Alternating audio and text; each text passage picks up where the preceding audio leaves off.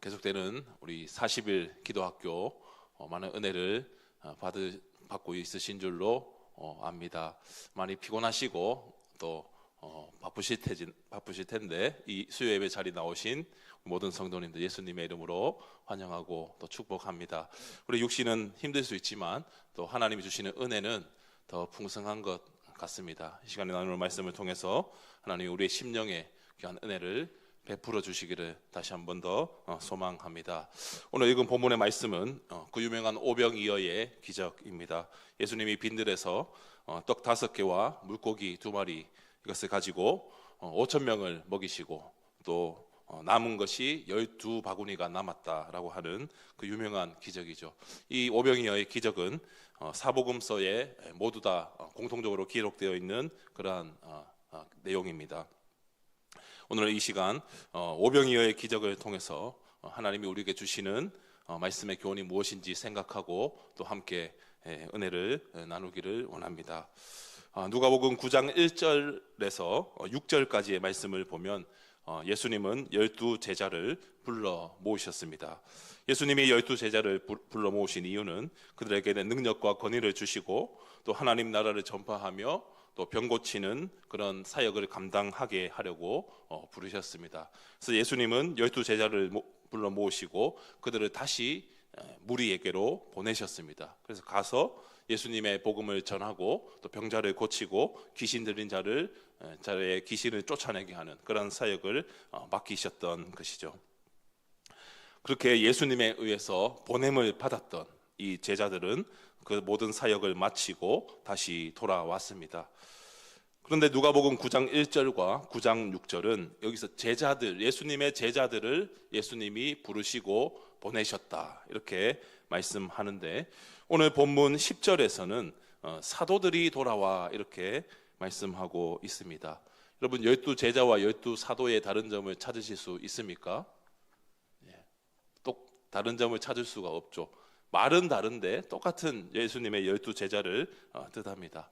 그래서 누가는 의도적으로 앞에서는 제자들이라고 했지만 오늘 본문 10절에서는 사도들이라고 말하고 있습니다. 이 사도들이라고 하는 말은 이 아포스톨로이 이런 말을 사용하는데 보냄을 받은 자들이다 이런 뜻을 가지고 있습니다. 그러니까 사도들은 예수님으로부터 보내심을 받아서 예수님이 맡겨주신 사역을 잘 감당하고 돌아왔기 때문에 오늘 본문 10절에서는 사도들이 돌아왔다 이렇게 표현하고 있는 것이죠.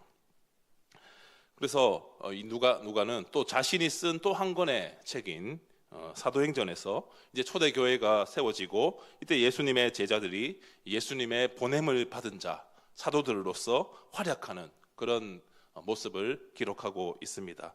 그러니까 누가는 의도적으로 지금 여기에서 누가복음과 이 사도행전과의 연속성, 지금 이 사도들이 앞으로 사도로서 감당하게 될 귀한 사역들을 이제 고려해서 이 사도들이다 이렇게 부르고 있는 겁니다. 우리 성도님들 여기서 사도들이라고 하는 이 단어를 잘 기억해 놓으시면 좋겠습니다. 뒤에 가서 이게 또 한 번에 또 변화가 있게 되는데 어떤 차차 이제 앞으로 계속 살펴보겠습니다. 그렇게 사역을 마치고 돌아온 사도들은 자기들이 행한 모든 것을 예수님께 보고했습니다. 그리고 예수님은 이제 그들만 따로 데리고 벳세다라는 곳으로 가셨습니다. 예수님이 사도들만 따로 데리고 벳세다로 가신 이유는 이제 사역을 마치고 돌아온 사도들이 많이 힘들고 또 먹을 것을 제대로 먹지도 못하고 그렇게 힘들게 사역하고 돌아왔으니까 이제 좀 쉬어라 하는 그런 의미를 가지고 있습니다. 이것을 마가복음 6장 31절에서 잘 말씀해 주는데, 이르시되 너희는 따로 한적한 곳에 가서 잠깐 쉬어라 하시니 이는 오고 가는 사람이 많아 음식 먹을 겨를도 없습니다. 음식 먹을 겨를도 없이 사도들은 열심히 사역하고 돌아왔던 겁니다. 그래서 예수님은 잠깐 벳세다로 가서 쉬는 시간을 좀 가지고 또 재충전해서 사역을 하자 그런 의미로 따로 제자들만 사도들만 데리고 가셨습니다. 그래서 잠시 쉬어야 되는데 어떻게 또 거기로 가는지 무리들은 그것을 알고 예수님을 따라왔습니다.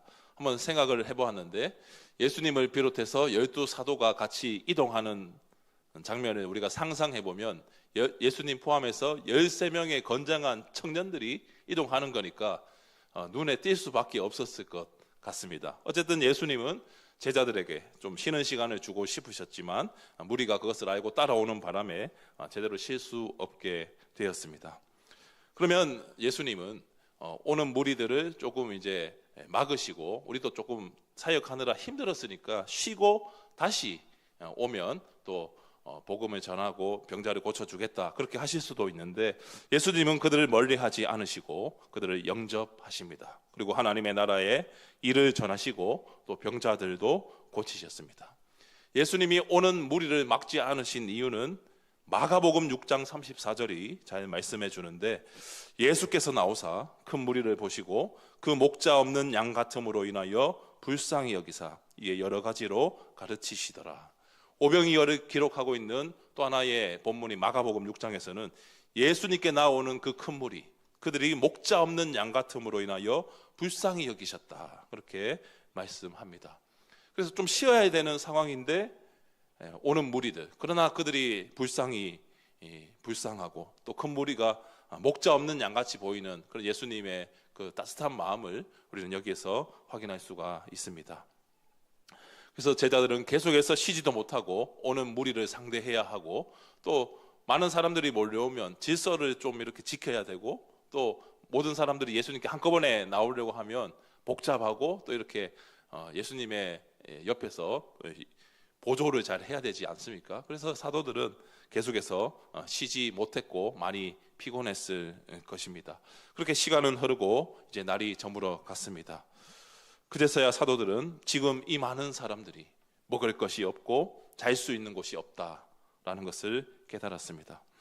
그래서 사도들은 예수님께 무리를 보내서 각자 알아서 숙소를 잡고 먹을 것을 구해서 먹게 하면 좋겠습니다 라고 건의했습니다.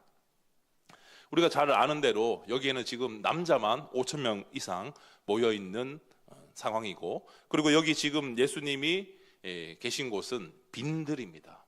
그래서 여기는 큰 동네도 아니고 먹을 것을 구할 수 있는 그러한 곳이 아니라는 것이죠.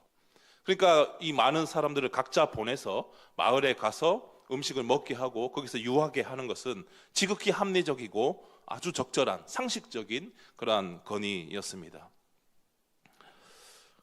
어찌저찌 해서 음식을 구한다고 한들 성인 남자만 대략 5,000명이 있는데 그들이 다 먹을 수 있는 양의 음식을 구한다는 것은 사실상 불가능하기 때문에 이 사도들이 했던 건의는 지극히 합리적이고, 그렇게 해야만 이 모든 사람들이 먹을 수 있는 그러한 상황이었던 것이죠.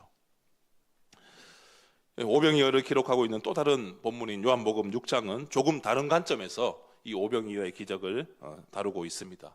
요한복음 6장 5절에서 예수님은 제자 빌립에게 이렇게 물으십니다.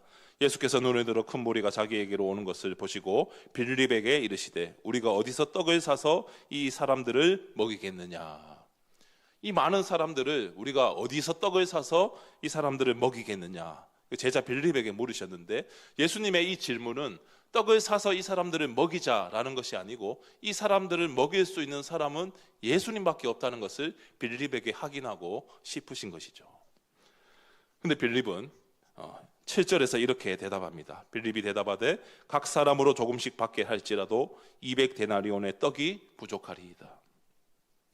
예수님께서 우리에게 먹을 것을 주시면 우리로 먹게 하실 줄 믿습니다 라는 대답이 아니라, 조금씩 우리가 사람들로부터 떡을 받아도 200데나리온의 떡이 있어야 됩니다. 그 정도 해도 부족할 겁니다 라고 빌립은 대답했습니다. 계산으로 하면 빌립의 대답이 맞습니다. 그러나 빌립이 간과하고 있는 것은 그들을 먹이실 수 있는 능력의 예수 그리스도, 그분을 신뢰하지 못한 것이죠. 1데나리온이 당시 일꾼의 하루 품삯이었기 때문에 200데나리온이면 대략 200일 정도 되는 일꾼의 품삯입니다. 지금 우리로 계산해 본다면 일당을 한 10만 원 정도로 대충 잡아보면 200데나리온, 그러면 1데나리온이 10만 원이면 200데나리온이면 2천만 원이죠.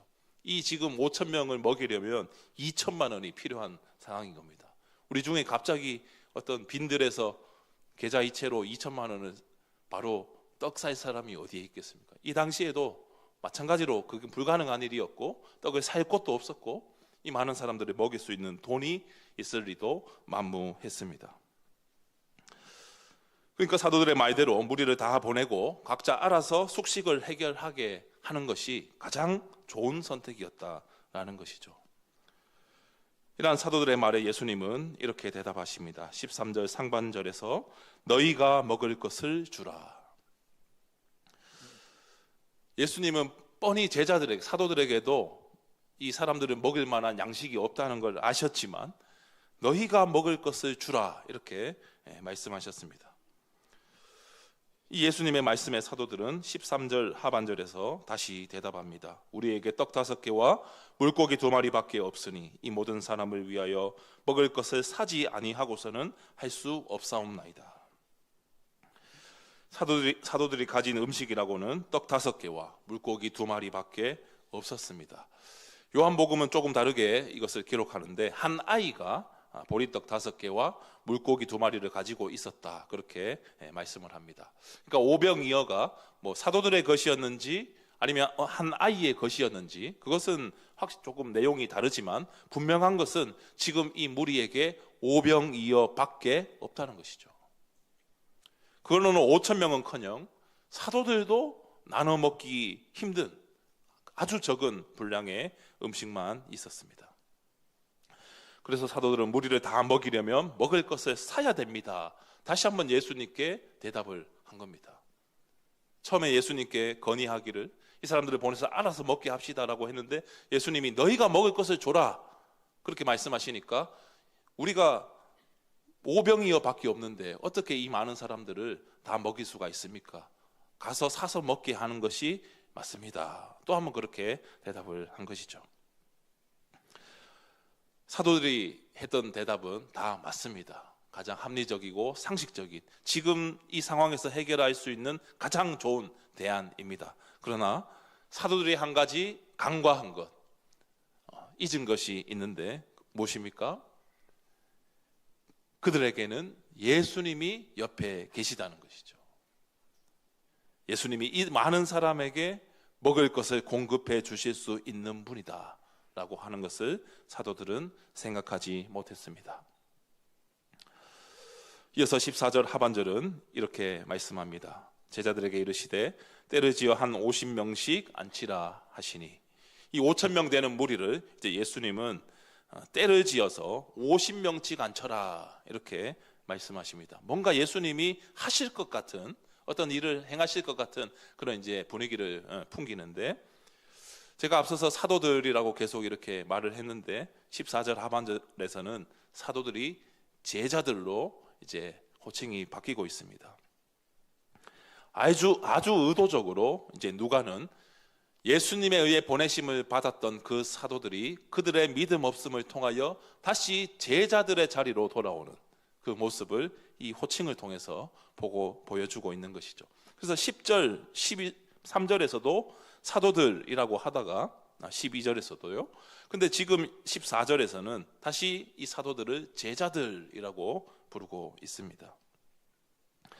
12사도는 예수님의 능력을 받아서 예수님을 대신하여 복음을 전하고 병자를 고치고 귀신을 내쫓는 그런 능력과 권위를 받은 자들입니다. 그래서 예수님께 보냄을 받은 자, 사도들인데 그 사도들이 사역을 마치고 돌아와서 먹을 것이 없는 이 상황, 5,000명을 먹여야 하는 이 상황에서 그들은 예수님을 신뢰하지 못하는 능력의 예수님이 우리 옆에 계시고 그분이 이 모든 사람들을 먹이실 수 있다라는 것을 잊어버린 것입니다. 그래서 누가복음의 저자인 누가는 그들을 다시 제자들이라고 부르면서 이제 이들의 믿음 없음을 우회적으로 그렇게 말하고 있는 것이죠. 여러분, 예수님께서 병을 고치고 또 귀신을 내쫓는 능력과 권위를 제자들에게 주셨다면 제자들도 능히 오병이어로 이 5,000명의 무리를 먹일 수 있습니다. 그 당시 예수님이 그들과 함께 하신다면 그들이 못할 것이 없다는 것이죠. 그래서 예수님은 너희가 먹을 것을 주라 이렇게 말씀을 하신 겁니다. 근데 제자들은 그 말씀을 믿음으로 받고 행하지 않고 먹을 것이 없습니다. 이 사람들을 다 돌려보내야 합니다. 이렇게 대답을 했던 겁니다. 만약 자신들이 우리가 아무리 주님이 주신 능력이 있어도 이 일은 우리가 할 수가 없습니다. 오병이어가 이렇게 계속 생겨나지 않는 이상, 줄어들지 않는 이상 이 5천 명을 먹일 수 없으니 우리는 할 수 없고, 그러면 예수님이 좀 해주십시오. 예수님 당신은 그런 능력이 있지 않습니까? 우리 5천 명을 이 오병이어로 먹여 주십시오. 이렇게 간청할 수도 있는 것인데 제자들은 그렇게도 하지 않았습니다. 그저 불가능합니다. 이들을 돌려보내야 합니다. 오병이어가 있어도 예수님이시지만 이 일은 하실 수가 없습니다. 스스로 예수님의 능력을 제한하고 불가능하다라는 그런 말을 하고 있는 겁니다. 아주 의도적으로 누가는 이제 사도들을 제자들이라고 부르면서 이제 계속해서 내용이 전개되는데, 이제 제자들은 50명씩 이렇게 사람들을 앉혔습니다. 제자들이 여기서 50명씩 이 사람들을 앉히는 장면은 구약의 한 장면을 우리로 떠오르게 합니다. 열왕기상 18장 3절과 4절 말씀인데요, 우리 이 말씀 같이 한번 읽도록 하겠습니다. 아합이 왕궁 맡은 자 오바댜를 불렀으니, 오바댜는 여호와를 시극히 경외하는 자라. 이스벨이 여호와의 선지자들을 멸할 때에 오바댜가 선지자 100명을 가지고 50명씩 굴에 숨기고 떡과 물을 먹였더라. 아멘. 그래서 제자들이 무리를 50명씩 앉혔다라고 하는 누가의 이 진술은 엘리야 시대에 이 오바댜라고 하는 여호와를 경외하는 자가 선지자 100명을 50명씩 굴에 숨기고 그들에게 떡과 물을 공급했던 그 사건을 떠오르게 합니다. 이 오바댜를 통해서 하나님의 신실한 남은 선지자들을 돌보신 그 일이 바로 지금 빈들에서 예수님을 통해 제자들과 무리를 돌보실 것, 그것을 우리에게 보여주고 있는 것이죠. 그리고 이 일이 엘리야 시대에 있었고, 또 엘리야는 죽음을 맞이하지 않고 승천한 그런 사람이기에 엘리야는 예수님의 죽음과 부활과 승천을 예표하는 인물이다, 이렇게 말할 수 있습니다. 실제 그 당시에도 예수님이 엘리야의 어떤 환생이다 이렇게 생각하는 사람들도 있었는데, 오히려 예수님은 엘리야의 재림 혹은 선지자 중에 한 명이 아니라 자기 백성을 죄에서 구원할 메시아이시고, 또한 그들의 자기 백성을 돌보시는 분, 그들의 필요를 아시고 그들의 필요를 채우시고 공급하시는 분임을 우리는 오병이어의 기적을 통해 확인할 수 있는 것이죠. 제자들이 무리를 50명씩 이제 앉히자 예수님은 떡 5개와 물고기 2마리, 이 오병이어를 가지고 이제 하늘을 우러러 축사하시고 또 떼어서 제자들에게 주어 나누게 하셨습니다. 예수님이 직접 무리에게 나눠 주실 수도 있는데 그렇게 하지 않고 제자들에게 조금씩 나누어 주시면서 온 무리에게 이렇게 나누는 방식을 사용하셨습니다. 구체적으로 예수님이 오병이어를 가지고 어떻게 그 많은 사람들을 배부르게 먹게 하셨는지는 성경이 구체적으로 말해주지 않습니다. 그러나 분명한 것은 먹고 그들이 배불렀고 12바구니에 오히려 남았다라고 하는 겁니다. 그래서 오병이어를 어떻게 제자들이 각 50명씩 앉은 무리들에게 나누어 주었을까? 그것에 대한 여러 가지 해석이 있는데요, 예수님의 손을 통해서 제자들에게 떡을 나누어 줄 때 떡의 분량이 늘어났다, 이런 해석이 있습니다. 아우구스티누스의 해석이고, 한편 그 받은 떡을 제자들이 무리에게 나누어 줄 때 떡의 분량이 늘어났다, 칼뱅의 해석이 있습니다. 조금 예수님이 제자들에게 나누어 줄 때든지, 아니면 그 받은 떡을 제자들이 무리에게 나누어 줄 때든지 이렇게 해석이 약간씩은 다르지만 분명한 것은 떡이 늘어났다고 하는 해석은 동일하다라고 하는 것이죠. 그러니까 예수님께서 떡이 늘어나게 하는 어떤 기적을 행하셨다라고 하는 겁니다. 그래서 예수님께는 이런 떡을 늘어나게 하는 창조의 능력, 불가능한 일을 행하시는 그 능력이 예수님께 있다는 것이죠. 우리의 필요한 것을 아시고 우리의 필요를 채워주시고 놀라운 방법으로 풍족하게 공급해 주시는 분이 바로 예수님인 것을 우리에게 보여주고 있는 겁니다. 마치 구약에서 출애굽한 이스라엘 백성이 먹을 것이 없을 때 무엇을 보내주셨습니까? 만나와 메추라기를 공급하셔서 그들을 먹이셨던 하나님, 그 하나님이 바로 이 빈들에서 예수님을 통해 그 무리에게 먹을 것을 공급하시는 그러한 은혜의 장면을 우리는 확인할 수 있는 것이죠. 그렇게 우리는 예수님께서 우리의 필요한 것을 공급하시고 또 우리의 부족한 것을 채우시는 분이다 라는 것을 신뢰해야 합니다. 요즘에는 뉴스를 보면 다 힘들다는 그런 소식만 들려오는 것 같습니다. 우리의 삶도 많이 힘든 것이 사실이고 또 나라 경제도 많이 어려운 상황에 있습니다. 어디 우리나라만 그렇습니까? 전 세계가 경제 불황에 허덕이고 있습니다. 아마 우리 성도님들 중에도 이 경제적인 문제로 어려움을 겪는 분들이 있을 줄 압니다. 물가는 치솟고 월급은 오르지 않고 그러다 보니 우리 이제 각 가정들은 지출을 줄이고 그러니까 장사는 안 되고 자영업자들은 많이 힘들어하고 제가 경산에 이사 온 지 3년 됐는데 이사 오기 전에는 동성로에서 가까운 곳에 살았습니다.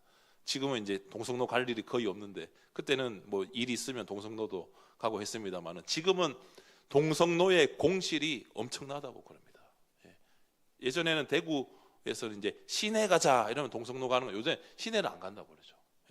오늘 경산에서도 모든 걸 다 해결할 수 있으니 동성로 가는 일이 없지 않습니까? 공실이 그렇게 많다고 합니다. 어제는 뉴스를 보니까 서울 강남에 소위 가로수길이라고 하는 유명한 그 지역이 있었는데 거기도 지금 공실이 하도 많아서 다 이제 어려운 상황에 있다고 합니다. 전부 안 좋은 소식, 어려운 소식, 경제가 어렵다, 힘들다 이런 소식들만 들려오다 보니 우리의 마음도 더 위축되고 또 우리의 경제도 사실 더 어려운 것이 사실입니다. 그러나 우리가 이때 가져야 할 믿음은 주님이 우리를 먹이시고 입히시며 우리에게 공급하시는 분임을 믿는 겁니다. 제자들은 오병이어로 5,000명이 먹을 수 없다라고 생각했고 그것이 현실적으로는 맞는 판단이었지만 우리 예수님은 그것을 뛰어넘어서 역사하셨습니다. 그렇게 우리는 우리의 필요를 아시고 그것을 채워주시며 공급하시는 우리 하나님께 간절히 구해야 하는 것이죠. 어떤 분들은 이렇게 말씀하실지도 모르겠습니다. 아무리 기도해도 가난을 벗어나기가 힘듭니다. 아무리 기도해도 하나님이 필요한 것을 안 주시던데요. 아무리 하나님께 기도해도 풍족하게 주신다는데 저는 그런 경험을 해본 적이 없습니다. 이렇게 말할지도 모르겠습니다. 이에 대해서 예수님은 누가복음 12장 28절로 31절에서 이렇게 말씀합니다. 우리 조금 길지만 같이 한번 읽겠습니다. 오늘 읽다가 내일 아궁이에 던져지는 들풀도 하나님이 이렇게 입히시거든 하물며 너희일까 보냐 믿음이 작은 자들아 너희는 무엇을 먹을까 무엇을 마실까 하여 구하지 말며 근심하지도 말라. 이 모든 것은 세상 백성들이 구하는 것이라. 너희 아버지께서는 이런 것이 너에게 있어야 할 것을 아시느니라. 다만 너희는 그의 나라를 구하라. 그리하면 이런 것들을 너희에게 더하시리라. 아멘. 이와 비슷한 말씀으로 마태복음 6장 33절에서는 그런즉 너희는 먼저 그의 나라와 그의 의를 구하라. 그리하면 이 모든 것을 너희에게 더하시리라 라고 말씀합니다. 사랑하는 성도님들, 우리 주님은 이미 우리에게 필요한 것이 무엇인지 다 알고 계십니다. 그리고 그것을 하나님의 때에 우리에게 주시는 분입니다. 오늘 새벽에 우리가 말씀을 들었듯이 우리가 생각하는 때와 하나님의 때는 다를 수 있습니다. 그것을 주시고자 하는 하나님의 때가 되면 우리가 구하는 것이 무엇인지 아시고 우리에게 필요한 것이 무엇인지 다 아시고 우리에게 채워주시고 우리에게 은혜를 베풀어 주실 줄 믿습니다. 그렇게 우리가 할 수 있는 것은 전적으로 그 예수님을 의지하며 나아가는 겁니다. 필요한 것 없어서 부족해서 가난해서 물론 그것 때문에 힘들지만 그러나 우리의 삶을 인도하시고 우리에게 필요한 것을 채워주시는 그 예수님, 그 예수님을 바라보며 살아가는 것이 우리 믿음의 신자들에게 필요한 삶의 자세다라는 것이죠. 이러한 오병이어의 기적은 예수님이 우리의 육신적인 필요를 채워주시는 것뿐만 아니라 우리의 영적인 필요, 우리의 영혼을 구원하시는 분이심을 보여주는 사건이기도 합니다. 오병이어의 기적을 경험한 무리가 요한복음 6장 34절에서 이 떡을 항상 우리에게 주소서라고 말합니다. 우리의 마음도 이와 같지 않습니까? 오병이어의 떡이 계속 늘어나서 5천 명을 먹일 정도의 능력이 우리의 삶에 날마다 일어난다면 우리는 더 이상의 돈을 벌 필요도 없고 먹을 것 때문에 걱정할 필요도 없을 겁니다. 계속해서 먹을 것이 늘어나면, 그런 기적이 날마다 우리에게 일어난다면 우리는 더 이상 예수님께 구할 필요도 없게 될 겁니다. 너무 편하고 걱정할 것이 없겠죠. 그러나 이러한 무리의 요구에 예수님은 이렇게 말씀하십니다. 요한복음 6장 35절 말씀인데요, 우리 이 말씀도 같이 한번 읽겠습니다. 예수께서 이르시되 나는 생명의 떡이니 내게 오는 자는 결코 줄이지 아니할 터이요 나를 믿는 자는 영원히 목마르지 아니하리라. 아멘. 예수님께서는 육적인 필요보다 우리의 영적인 필요, 그 필요가 더 귀하고 더 우선되어야 함을 이 말씀을 통해 우리에게 가르쳐 주십니다. 나는 생명의 떡이니 내게 오는 자는 결코 줄이지 아니할 것이고 나를 믿는 자는 영원히 목마르지 않을 것이라고 말씀합니다. 그렇습니다. 예수님의 말씀대로 우리가 하나님 아버지 앞에 구해야 할 것은 우리의 영혼의 건강, 우리 영혼의 풍요입니다.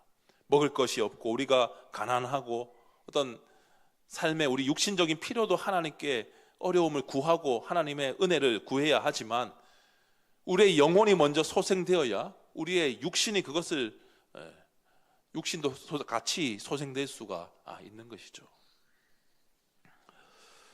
그래서 우리가 해야 할 일은 생명의 떡인 예수님을 먹고 마시는 겁니다. 즉 예수 그리스도를 믿고 그분이 우리에게 필요한 모든 것을 공급하시는 분임을 믿고 우리의 영육간의 필요를 채우시는 분임을 믿고 나아가는 것, 그분만이 우리의 유일한 구원자가 되시고 그분만이 우리의 상한 심령을 위로하시고 우리의 아픈 마음을 어루만지시며 우리의 삶의 형편을 돌아보시고 하나님 아버지께로 인도하시는 유일한 중보자 되신 그 예수 그리스도, 그분을 의지하며 나아가는 것입니다. 그렇게 우리는 예수 그리스도의 그 이름으로 우리 하나님 아버지 앞에 담대히 나아갈 수 있습니다. 히브리서 4장 16절이 그것을 잘 말씀해 주는데요, 그러므로 우리는 긍휼하심을 받고 때를 따라 돕는 은혜를 얻기 위하여 은혜의 보좌 앞에 담대히 나아갈 것이니라. 예수님의 이름으로 우리가 은혜의 보좌 앞에 하나님 아버지 앞에 담대히 나아갈 때 하나님께서 우리의 영혼의 만족을 주시고 우리의 육신에도 필요한 것을 채워주실 줄 믿습니다. 마지막으로 예수님이 제자들의 손으로 오병이어를 나누게 하셨듯이 우리는 우리에게 주신 것을 이웃에게 나누고 베푸는 그런 삶을 살아야 합니다. 예수님이 직접 이 50명씩 앉아있는 무리에게 찾아가셔서 직접 다 떡을 나누어 주셔도 되는데 그렇게 하지 않으시고 이 오병이어를 제자들에게 나누어 주셔서 이렇게 무리들에게 나누게 하신 것은, 물론 예수님이 다 하시려면 힘드시니까 12 제자가 있으니까 주셨다라고 볼 수도 있지만, 여러분 이 말씀은 앞서 예수님이 너희가 먹을 것을 줘라 라고 하신 말씀에 지금 성취가 여기서 바로 이루어진 겁니다. 예수님을 통해서 제자들이 무리를 섬길 수 있도록, 무리에게 먹을 것을 나누어 줄 수 있도록 그렇게 하신 것이죠. 그 예수님의 능력과 공급을 통해 예수님이 제자들에게 너희가 먹을 것을 주라, 이것을 지금 제자들이 수종 들면서, 이것은 곧 예수님의 죽음과 부활과 승천 이후 제자들이 초대교회의 지도자로서 사도들로서 복음을 전하고 많은 사람들을 하나님께로 인도하는 일에 쓰임 받게 될 것을 미리 보여주는 장면이기도 합니다. 그렇게 무리는 배부르게 먹었고 남은 조각을 12바구니에 거두었습니다. 남은 조각을 12바구니에 거두었다라고 하는 것은 이스라엘의 이 12지파를 상징합니다. 그래서 5,000명의 무리, 여기 오병이어를 먹고 마신 이 사람들뿐만 아니라 온 이스라엘, 12지파에 속한 모든 이스라엘이 먹고 만족하게 될 것이다 라는 것을 의미하고, 또 하나의 의미는 이 12바구니가 남았, 이 10이라고 하는 숫자, 12제자를 의미하는 것이죠. 그래서 이 12제자가 예수님의 증인이 되어 복음을 전할 때 오병이어의 기적처럼 수많은 사람이 주님께로 돌아오게 될 것, 이것을 의미하는 겁니다. 마찬가지로 우리도 우리에게 하나님이 주신 것을 이웃을 위해 섬기고 베풀고 나누는, 도움이 필요한 자에게 자비를 베푸는 그런 모습이 우리에게 있어야 합니다.